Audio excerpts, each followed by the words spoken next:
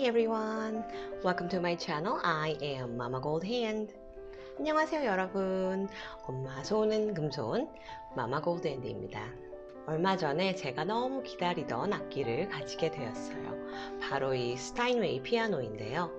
오늘은 여러분과 이 스타인웨이 피아노에 대한 이야기를 해볼까 합니다. 마마 골드님이 갑자기 악기를 음악과 관련 있는 분이세요? 하시는 분도 있으실 텐데요. 제 이력을 조금 말씀드리면 저는 서울대학교와 미국의 피바디 음악대학에서 음악사를 전공했고요. 현재 네이버 지식백과 악기백과의 지필진으로도 활동하고 있습니다. 제 전공이 음악사이고 또 제가 이렇게 스타인웨이 피아노를 갖게 되니까 스타인웨이라는 회사의 역사와 또 이 악기에 대해서 궁금한 점이 좀 생기더라고요. 오늘은 제가 가지고 있는 하이텐션 Let's start 이런 거 다 빼고 조금 우아하고 차분하게 이 스타인웨이 피아노의 역사와 잘 알려지지 않은 사실들을 여러분께 알려드리겠습니다.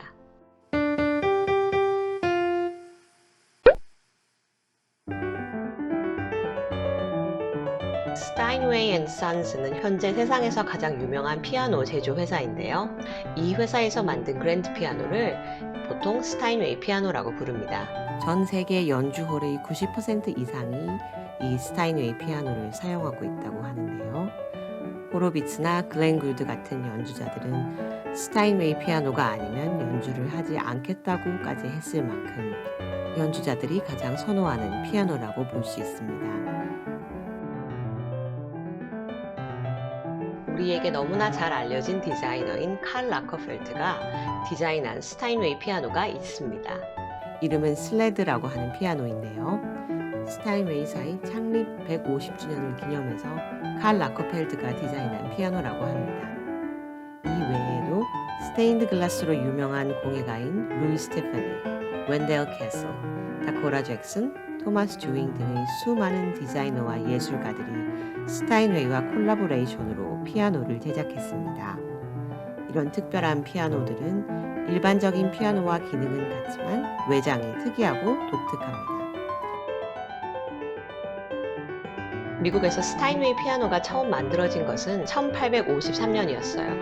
하지만 그때는 이름이 스타인웨이가 아니라 스타인벡이라는 이름으로 피아노가 만들어졌습니다. 스타인벡은 스타인웨이의 창립자인 헨리 E. 스타인웨이의 독일식 성입니다. 그 당시에는 이처럼 미국으로 이민 올 때 자신의 모국어로 된 성을 미국식으로 바꾸는 일이 흔했어요. 독일 출신의 이민자였던 헨리 스타인웨이는 맨해튼의 한 작업실에서 자신의 첫 스타인웨이 피아노를 제작합니다. 숙련된 피아노 제작자였던 헨리는 미국에서 어렵지 않게 사업을 확장할 수 있었고 1864년에 자신의 이름을 딴 스타인웨이라는 피아노 회사를 설립합니다. 이 회사는 뉴욕 맨해튼 파크 애비뉴의 52번가와 53번가 사이에 있었는데요. 당시에는 350명의 직원들이 매년 500개에서 1800개의 피아노를 생산하는 큰 규모의 공장이었습니다.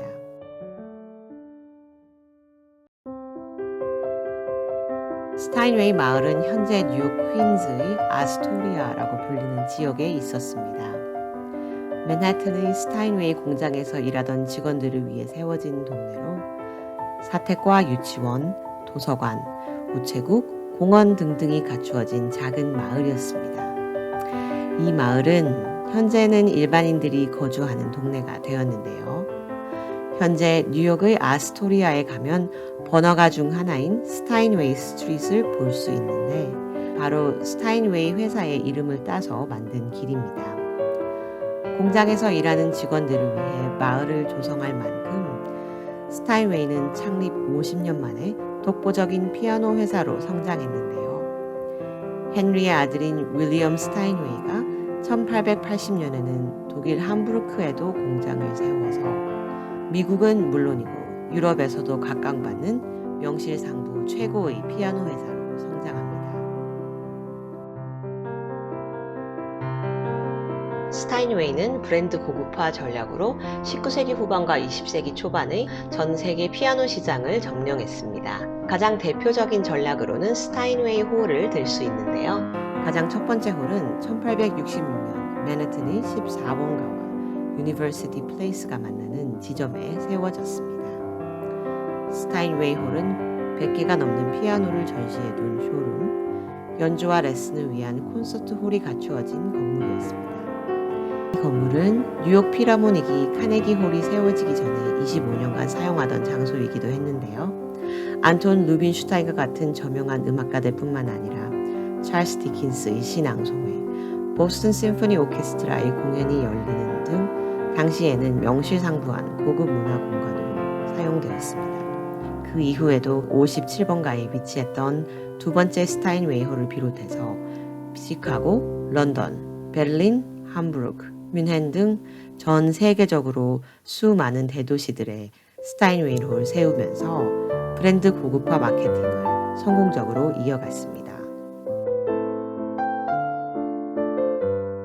스타인웨이사에서 만든 초록색 피아노가 있습니다.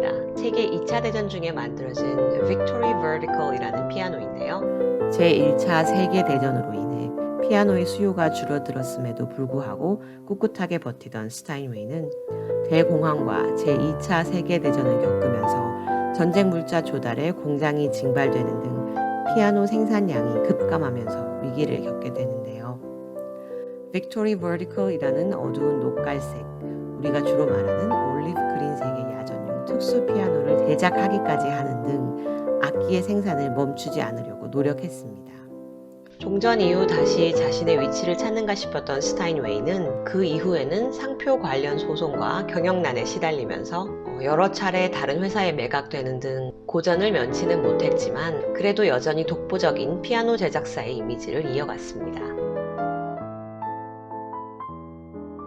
우리가 잘 알고 있는 스타인웨이 피아노는 대부분이 D274라는 모델의 피아노입니다.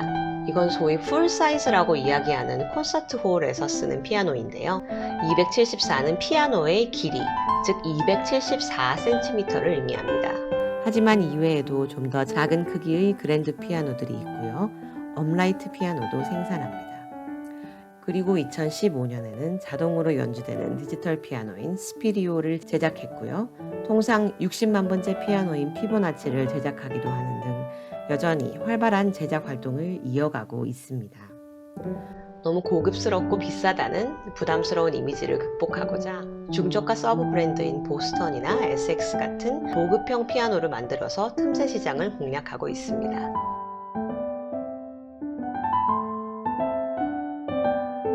독일산과 미국산 스타인웨이는 이 외형에서 약간 차이가 나는데요. 특히 이 건반이 달린 부분의 마감이 다르다고 합니다. 제 피아노는 뉴욕에서 제작된 피아노라서 이 부분이 좀 더 각지게 마감이 되어 있는데요.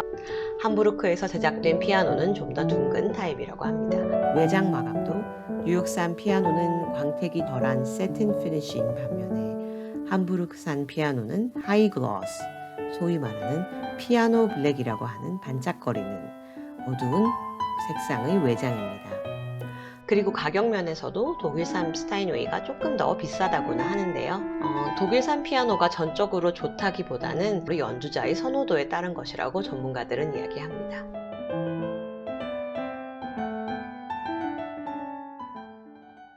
이렇게 오늘은 스타인웨이 역사에 대해서 간략하게 이야기해봤습니다. 그냥 단순하게 비싼 피아노 정도로 알고 있던 스타인웨이 피아노의 역사에도 이렇게 많은 이야기들이 숨어 있었고 또 현재는 고급 피아노 브랜드로 자리매김을 한 스타인웨이이지만 그 시작은 홀홀단신으로 미국으로 건너온 한 이민자의 작은 공방에서 시작되었다고 하니 가슴이 뭉클해지기도 합니다. 오늘 저의 스타인웨이 피아노 이야기 재밌게 들으셨다면 구독과 좋아요 눌러주시고요. 오늘도 저의 영상을 봐주셔서 감사합니다. 좋은 하루 되세요. Thank you everyone.